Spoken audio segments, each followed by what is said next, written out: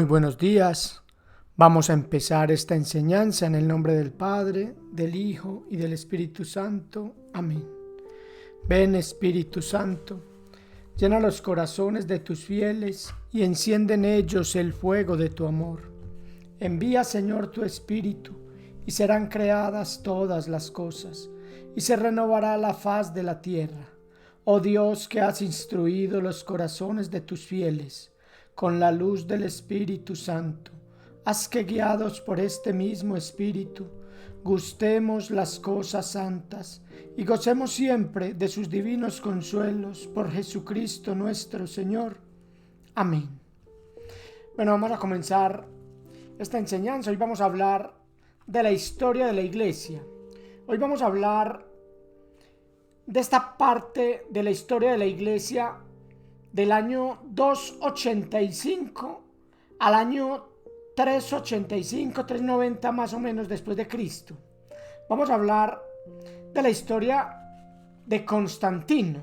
Resulta que dentro del protestantismo existe el mito de que la Iglesia Católica nació con el emperador Constantino. Ellos dicen que este fundó la Iglesia romana paganizando a los primeros cristianos y que por tanto la Iglesia Católica tiene todas sus doctrinas paganas. Pues bien, mi tarea en esta enseñanza será demostrar que esas acusaciones de los hermanos protestantes no tienen ningún fundamento histórico y que todo esto es básicamente una mentira. Nunca los protestantes podrán dar pruebas de que Constantino haya fundado la Iglesia. Vamos a analizar los sucesos ocurridos durante la vida de Constantino y después de su muerte. Y también voy a demostrar por qué es imposible que Constantino fundara la Iglesia Católica. Y es que nuestros queridos hermanos separados no encuentran un sitio en la Biblia o en la historia para meterse en ahí y decir que ellos son la Iglesia que fundó Jesucristo. Y claro, ¿cómo lo van a encontrar si los protestantes solo empezaron a existir después del año 1517, cuando un sacerdote católico de la Orden de los Agustinos, llamado Martín Lutero, se rebeló contra la Iglesia Católica y se atribuyó el título disque de Salvador de la Iglesia?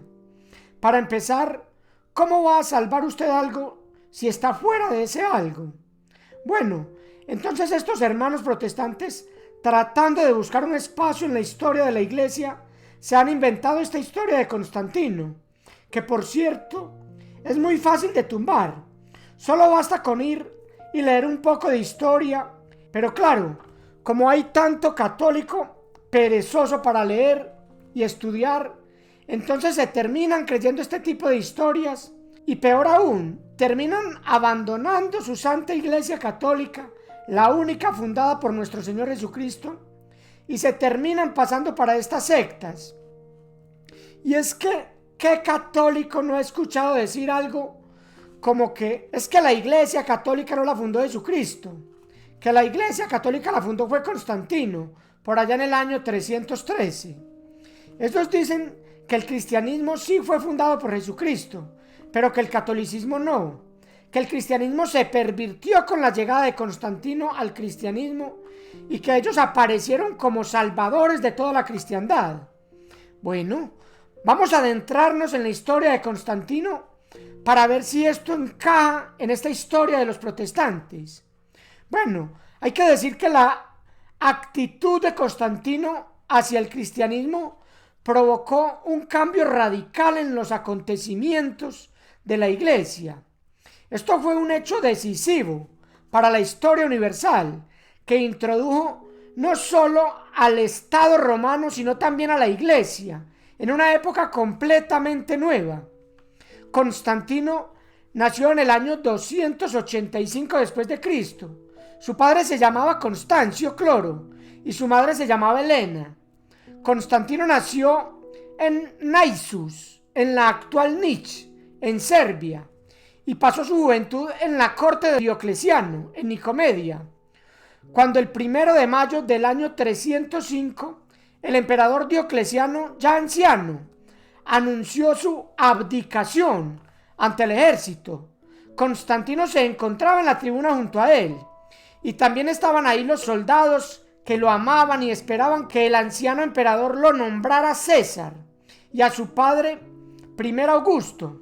Sin embargo, Diocleciano ignoró por completo a Constantino y no eligió para el cargo imperial a Constancio, el padre de Constantino, sino que eligió al joven Galerio. Constancio fue elegido segundo Augusto, junto con Maximino Daza y Severo.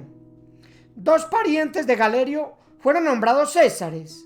Descontento por estas decisiones de Diocleciano, Constantino huyó de Nicomedia y se trasladó a la Galia, cerca de su padre, pero cuando su padre murió, el año siguiente las tropas que se encontraban en Britania proclamaron emperador a Constantino el 25 de julio del año 306, y en los años siguientes logró imponerse en Occidente con hábiles maniobras políticas y su poderío militar. Luego, en el año 312, tras la muerte de Galerio, Constantino cruzó los Alpes para expulsar a Magencio de Italia y conquistar Roma. En el puente Milvio, cerca de Roma, se encontró con su enemigo mucho más fuerte que él, desde el punto de vista militar, durante una difícil batalla cuyo resultado era incierto. Constantino pidió ayuda al Dios de los cristianos, y Constantino en la noche tuvo una visión, en la que contempló una cruz en el cielo y una inscripción que decía: con este signo vencerás. Esta visión lo llenó de fuerza, cuando el 28 de octubre del año 312 derrotó a las tropas de Magencio, y este éxito le pareció una prueba del poder y la superioridad de la religión cristiana. Aunque muchas veces se ha considerado esta conversión de Constantino como algo meramente político, como prueba de ello que durante su largo reinado hasta el año 337 no declaró nunca la guerra al paganismo, sino que fue tolerante con él, y además no recibió el bautismo cristiano hasta encontrarse en su lecho de muerte. Aunque no se cree en una conversión radical de Constantino al cristianismo, sí se ve en ello un verdadero y auténtico giro interior en la vida de Constantino. A partir del año 312, Constantino profesó personalmente el cristianismo y lo favoreció de múltiples formas, aunque mantuvo intacto el culto estatal pagano, como los demás cultos. Fue así que en el año 313, junto con Licinio, promulgó en Milán el famoso Edicto de Milán. Esto era un programa de tolerancia y lo envió a todos los procónsules del Estado en las provincias orientales. En él se le reconocía al cristianismo en todo el imperio una completa equiparación de derecho con las otras religiones. Esto fue realmente lo que hizo Constantino, dar libertad de culto, y entre esta libertad metió el cristianismo. Aquí lo único que podemos ver es la mano de Dios actuando a través de Constantino. El cristianismo ya llevaba casi 300 años de persecución. Es claro que si Dios no hubiera parado estas persecuciones, era casi seguro que el cristianismo hubiera desaparecido de la faz de la tierra. Pero Dios siempre tiene un plan de emergencia, y en este caso fue Constantino. Después de la victoria de Constantino contra Magencio, tomó la decisión de dar a sus tropas una bandera con la cruz y de poner sobre los escudos de los soldados el monograma de Cristo como signo de victoria. También se mostró muy interesado en los asuntos internos de la Iglesia. Cuando los donatistas, nombre proveniente de su fundador Donato, provocaron un cisma en el norte de África, intervino personalmente y reunió un sínodo en Roma, y les encomendó que indagaran en el caso, y al año siguiente convocó un concilio en Arles, donde por primera vez todas las provincias occidentales estuvieron representadas por sus respectivos obispos, y dado que los donatistas no querían aceptar las decisiones conciliares, Constantino no dudó en recurrir incluso a la fuerza de las armas para restablecer la unidad en África.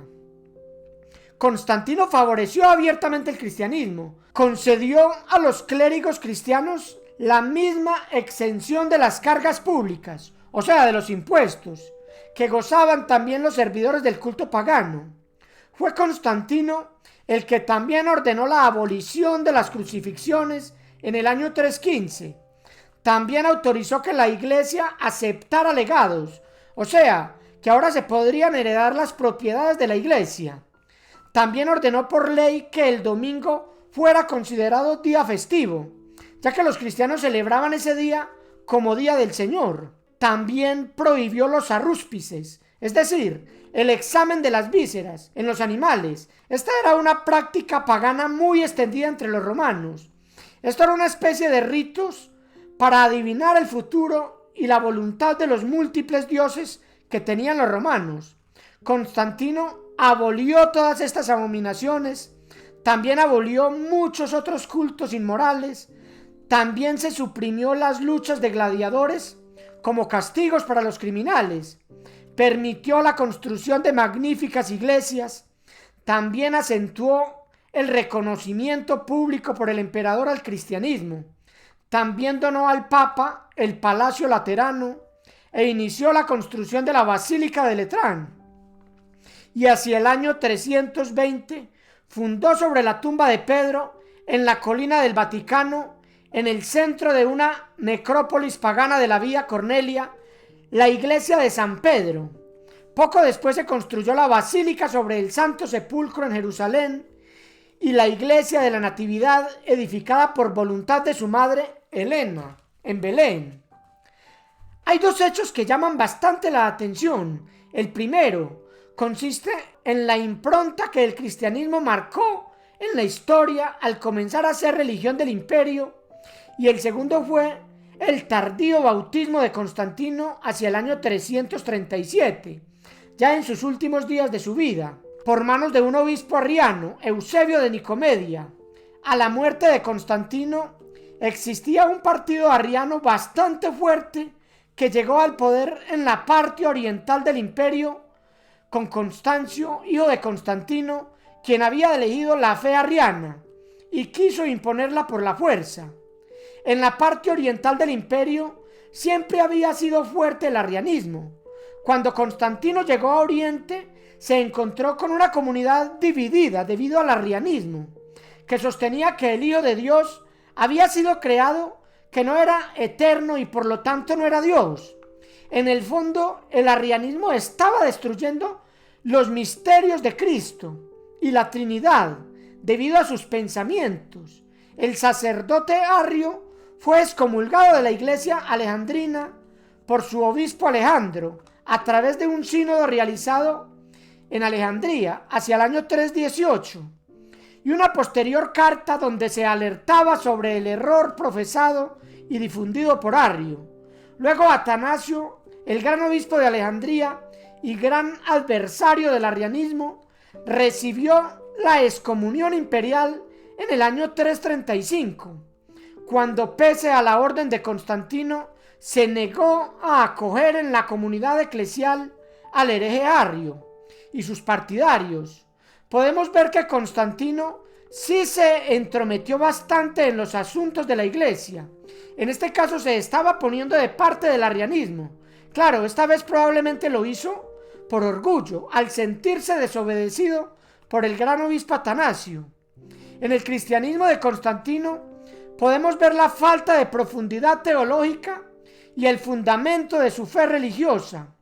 Es muy probable que Constantino nunca llegó a entender el verdadero sentido cristiano de salvación, y en el 324, cuando comenzaron los desórdenes arrianos, Constantino escribió a Arrio y al obispo Alejandro de Alejandría, principales representantes de ambos bandos, con el fin de reconciliarlos, y les escribió así: he meditado sobre el origen y objeto de vuestra controversia y he llegado a la conclusión de que se trata solo de una insignificancia. En ningún caso parece justificable que os hayáis enfrentado por tan poca cosa. Es claro que Constantino no llegó a comprender que el ataque de Arrio a la divinidad de Cristo era en realidad un atentado a la existencia misma del cristianismo y ponía en tela de juicio la doctrina de la redención. Constantino nunca percibió que en la situación espiritual de aquel tiempo no podía existir un problema más preocupante para los cristianos que la cuestión del arrianismo. Constantino murió en el año 337 y el arrianismo tenía una comunidad bastante fortificada. Los hijos de Constantino siguieron el camino de su padre. Constancio II gobernó desde el año 337 hasta el año 361 y ya desde el 341 combatió las supersticiones y los sacrificios paganos. Su hermano Constante gobernó desde el año 337 hasta el año 350. El uno gobernaba la parte oriental y el otro gobernaba la parte occidental. A la muerte de Constantino, el imperio fue dividido así. Ya en el año 346, Constancio, junto con su hermano Constante, ordenaron el cierre completo de los templos paganos. Pero ya después, durante el reinado de Juliano el Apóstata, que reinó del 361 al 363, se le dio un duro golpe al cristianismo y le dio nueva vida al paganismo. Pero ya su sucesor, Joviano, reinstituyó a la iglesia su posición privilegiada en el imperio. El emperador Graciano, que gobernó en la parte oriental del 375 al 383, y Teodosio, que gobernó del 379 al 394 en la parte occidental. Ya en el año 380, un edicto imperial obligaba a todos los súbditos a aceptar aquella religión que el santo apóstol Pedro había transmitido a los romanos y que seguían llevando una sucesión en ese momento en cabeza del Papa Dámaso I en Roma y el obispo Alejandro en Alejandría. En el año 381 se prohibió y se castigó por ley la conversión al paganismo, y también el Senado romano, que había sido hasta entonces un baluarte del antiguo culto estatal pagano, fue obligado en el 382 a abjurar solemnemente de la fe de los dioses paganos, y en el año 392 un decreto imperial declaró delito de lesa majestad la participación en los ritos sacrificiales paganos.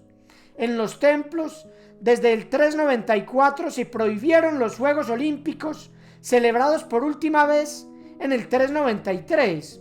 Fue en el año 391 que el emperador Graciano en el oriente y el emperador Teodosio en el occidente elevaron finalmente el cristianismo a la condición de única religión autorizada en el Imperio Romano.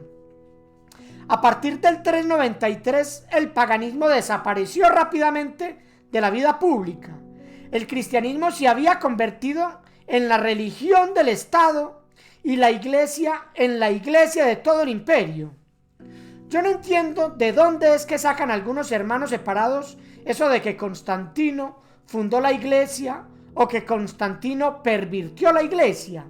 Como podemos ver, Constantino siempre mantuvo la libertad de culto con todos los grupos religiosos, con los paganos, con los cristianos, con los arrianos.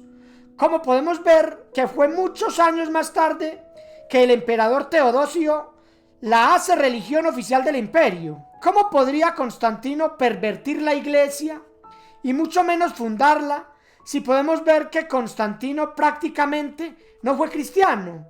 O si lo fue por un muy corto tiempo, tal vez unos pocos días, eso si no fueron solo horas, y ni siquiera lo hizo por el rito cristiano, sino por el rito arriano. Al fin y al cabo, para él, eso era lo mismo. Como podemos ver, Constantino a veces favorecía el cristianismo y a veces el arrianismo. De hecho, el hijo de Constantino, Constancio, favoreció abiertamente el arrianismo. Es que cuando hablamos de cristianismo que perseguía a los paganos, hablamos del cristianismo y el arrianismo como si fueran una sola cosa, pero en realidad un verdadero cristiano sabe que son dos cosas totalmente diferentes. el arrianismo llegó a tener tanta fuerza en el imperio que hubo un momento en que la mayoría de los obispos eran arrianos y le decían a Atanasio: ya deja de pelear contra la razón, mira que todo el mundo está contra usted. Y Atanasio respondía: no, yo estoy contra todo el mundo.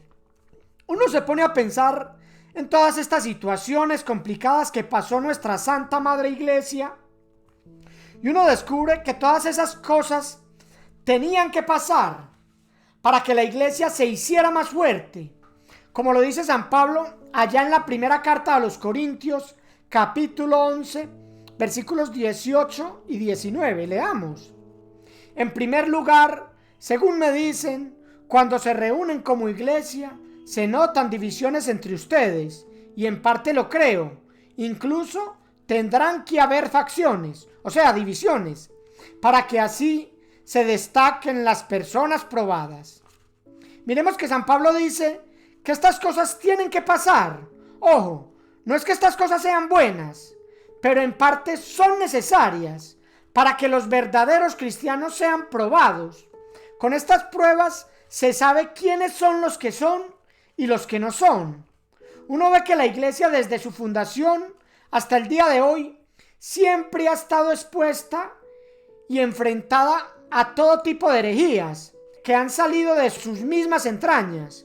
Pero uno ve que todas estas herejías es el mismo Dios el que las permite, para que la Iglesia se hiciera cada vez más fuerte. Son estas grandes herejías las que han hecho formar a estos grandes teólogos y padres de la Iglesia. Vamos a mencionar algunas de estas herejías a las que se ha enfrentado nuestra Santa Madre Iglesia Católica y que de todas ha salido vencedora. Vamos a ver, por ejemplo, el docetismo. Esta herejía básicamente dice que la forma humana de Jesús era una simple apariencia, sin ninguna apariencia carnal. En general, se toma como creencia de que los sufrimientos y la humanidad de Jesucristo fueron aparentes y no reales, y que su forma humana fue una mera ilusión. El donatismo fue rechazado inequívocamente en el primer concilio de Nicea, en el año 325, encabezado por Atanasio y convocado por Constantino. El nestorianismo se trata de un monje llamado Nestorio, oriundo de Alejandría, que una vez fue nombrado obispo de Constantinopla, comenzó a proclamar su doctrina, por lo que se enfrentó con Cirilo de Alejandría, obispo de dicha ciudad. Este Cirilo defendía la tesis de la unicidad de la persona de Cristo, Dios y hombre. En cambio, Nestorio sostenía que Cristo era un hombre en el que había ido a habitar Dios, escindiendo, o sea, esta palabra quiere decir cortar, separar, dividir. O sea, Nestorio estaba separando la persona divina de la persona humana en Cristo. Tanto los nestorianos como los partidarios de Cirilo fueron llamados al concilio de Éfeso en el año 431, convocado por el emperador Teodosio II y celebrado bajo la presidencia de los delegados del Papa Celestino. Como podemos ver, todos estos concilios eran convocados por los emperadores, pero eran presididos y guiados por los obispos elegidos del Papa. Es por eso que los protestantes dicen que la Iglesia era gobernada por el imperio, pero eso es completamente falso. Eran los obispos y el Papa los que tomaban las decisiones finales en estos concilios. Es solo que si nos ubicamos en el contexto de aquellos tiempos, se hacía necesaria una autoridad, incluso militar, para que se respetaran los acuerdos a los que se llegaban en esos concilios. Bueno, yo creo que sería imposible hablar de todas las herejías a las que se ha enfrentado la Iglesia en sus 2000 años de existencia, y menos en una enseñanza tan corta, y sobre todo teniendo en cuenta que unas herejías salen de otras. Yo creo que nada diferente a lo que pasa con el protestantismo después del año 1517. Si uno va a mirar el luteranismo, encuentra que es muy similar al cristianismo católico. El mismo Lutero creía que la Santísima Virgen María era siempre virgen y que era madre de Dios, Lutero tenía una gran devoción a la Virgen María. Bueno, Lutero negó la transustanciación, o sea, que en el pan y el vino se convierten en el cuerpo y la sangre de Jesucristo. Lutero cambió esta palabra transustanciación por consustanciación, o sea que Jesús sí baja al pan y al vino, pero solo en el momento en el que se hace la elevación, que luego Jesús se va y que no permanece, y que además cualquiera que se autonombra pastor lo puede hacer sin necesidad de un sacerdote. Y eso es una herejía completamente, porque está negando lo que explica las Sagradas Escrituras, que dicen allá en el capítulo 6 del Evangelio de San Juan: yo soy el pan de vida, yo soy el pan que descendió del cielo, el que come mi cuerpo y bebe mi sangre permanece en mí y yo en él. El que no come mi carne y no bebe mi sangre no tendrá vida eterna. O sea, Lutero está contradiciendo a Jesús directamente. Por lo tanto, eso es herejía. Y así muchas doctrinas que inventó Martín Lutero, que aunque son heréticas, son muy similares a la doctrina cristiana católica. Pero todo esto, con el pasar de los tiempos, se fue desvirtuando todavía más y más, hasta el punto de que hoy tienen el cuerpo de Cristo dividido en más de 40.000 pedazos. Pero todos esos 40.000 afirman que son el cuerpo místico de Cristo. Cada uno de esos 40.000 dicen tener la verdad. ¿Y esto por qué pasa? Es obvio, por falta de una cabeza visible. Estos se han separado del árbol que les daba la vida y ahora andan perdidos, engañados y engañando. Segunda de Timoteo 3:13. Cuando uno se pone a estudiar la historia de la Iglesia católica, se encuentra con algunas épocas en que la Iglesia tuvo realmente cosas muy feas, pero uno sigue estudiando y encuentra que Dios siempre iba rescatando su Iglesia nuevamente. Uno encuentra que Dios nunca ha abandonado su Iglesia, cumpliendo su palabra, que decía allá en el Evangelio de Mateo. Vamos a Mateo 28:20, leamos: yo estoy con ustedes todos los días hasta el fin de la historia. De por sí la Iglesia es neutral ante las diversas culturas, lo cual no significa que sea indiferente frente a ellas, sino que más bien se sitúa junto a ellas con franqueza y proximidad. De hecho, su misión es la de llevar a Cristo a todas las épocas y culturas y configurarlas de acuerdo con su forma divina. La Iglesia debe mantener la recta medida entre la vida del mundo y la dedicación al mundo, y se realiza completamente solo al cumplir el mandato que Cristo le dio desde el principio. En función de este mandato, hay que medir el contenido evangélico cristiano de cada época. En este amplio margen entre la cercanía al mundo y la distancia de él, hay espacio dentro de la Iglesia para santos y para pecadores, para victorias y para derrotas. Y es que esta Iglesia, aunque es fundada sobre pobres pecadores humanos, es de origen divino. Y por más ataques que veamos sobre esta Iglesia, nuestra fe tiene que estar puesta es solo en Jesucristo y creer que Dios cumple lo que dijo. También allá en Mateo 16:18 leamos: y ahora yo te digo, tú eres Pedro, o sea piedra, y sobre esta piedra edificaré mi iglesia, y los poderes de la muerte, o sea los poderes del maligno, jamás la podrán vencer. Palabra del Señor. Y es que es aquí, en estos ataques del maligno, es en estas fallas y caídas de nuestra iglesia a través de la historia, cuando Dios mismo nos pone a prueba para probar los que son verdaderos y los que no lo son.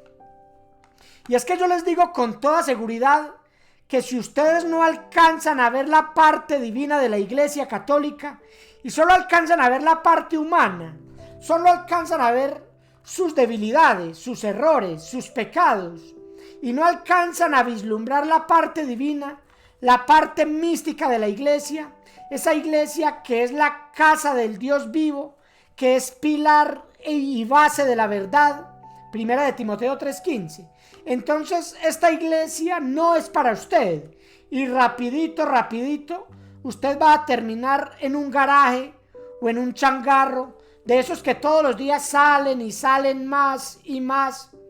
Y es que si usted no encuentra lo místico del nombramiento de Jesús a Pedro como cabeza viva de su iglesia aquí en la tierra, si no encuentra a Pedro como mayordomo de su casa, de la casa de Dios aquí en la tierra, que es su iglesia, entonces usted cuando llegue esa sacudida, esa zarandeada que va a llegar o que ya llegó, que dice Jesús allá en el Evangelio de Lucas, capítulo 22, versículos 31 y 32, leamos.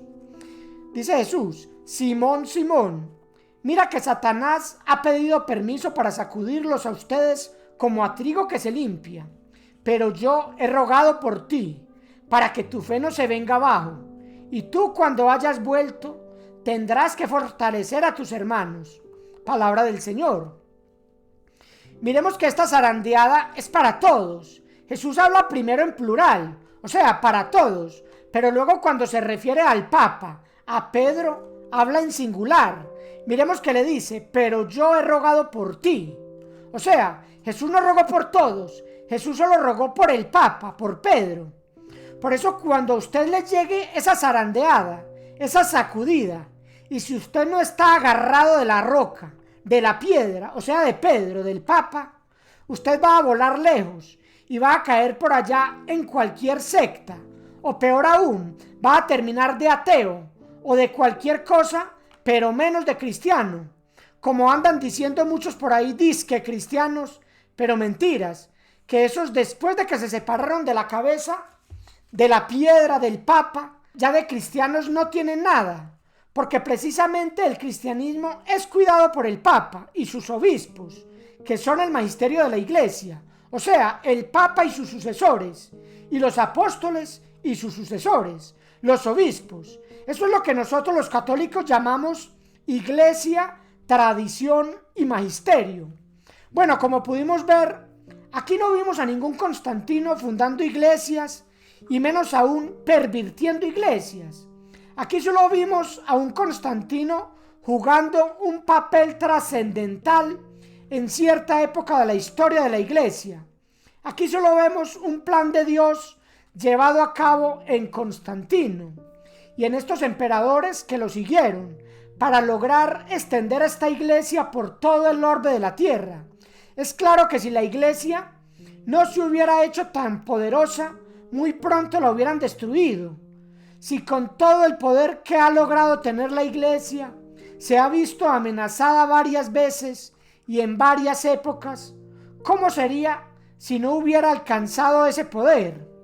Es claro que hiciera mucho tiempo que esta iglesia cristiana católica la hubieran destruido. Todo está en los planes perfectos de Dios. Bueno, ya para terminar, dirán algunos, hasta historiador salió. Yo les digo, claro que no. Yo no soy nada. Yo solo soy un católico más que, a diferencia de muchos, no me gusta tragar entero. Y cuando escucho esas acusaciones de los hermanos separados que Constantino fundó la iglesia, me di a la tarea de investigar por mi propia cuenta, y esto es lo que he logrado encontrar. Una historia que me ha dejado muy satisfecho y que me ha ayudado a fortalecerme más en mi fe y me ha enamorado más de mi Santa Madre Iglesia Cristiana Católica. No se les olvide, cristiano que no se forma, se deforma. Católico ignorante, futuro protestante. Bueno, vamos a terminar con un Ave María para darle la gloria a Dios. Dios te salve María, llena eres de gracias, el Señor es contigo.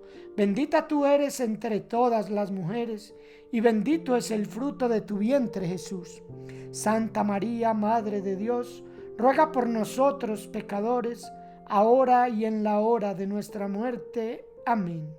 Gloria al Padre, al Hijo y al Espíritu Santo, como era en un principio, es ahora y siempre, por los siglos de los siglos. Amén. Bueno, compartan esta enseñanza, denle like, suscríbanse al canal, Que Dios los bendiga. Nos veremos en una próxima enseñanza. Bendiciones.